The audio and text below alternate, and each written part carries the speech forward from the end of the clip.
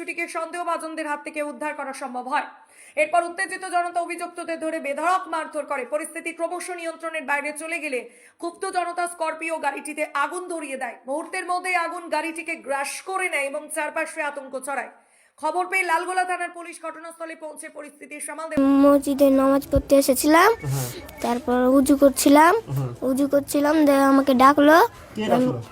এত 4-5টা এসেছিল, দিয়ে আমাকে ডাকলো, দিয়ে আমি গেলুম, দিয়ে বলছে চকলেট নিবি? আমি বলছি নিব না। দিয়ে দৌড়ে পাল্লা এসেছি, দেখে টাইনে গাড়িতে ভরে দিয়েছে।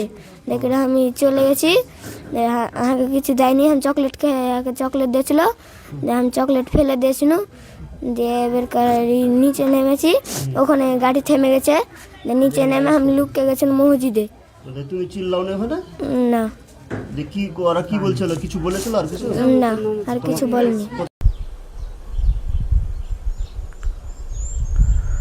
তো ভিডিওটা আপনারা তো দেখলেন। তো ঘটনাটা ঘটেছে জেলা মুর্শিদাবাদ, থানা লালগোলা, গ্রাম সিঠাইনগর। তো এরকম ঘটনা প্রায়ই ঘটে থাকে, আমরা সোশ্যাল মিডিয়াতে দেখতে পাই, হয়তো আপনারাও দেখেছেন।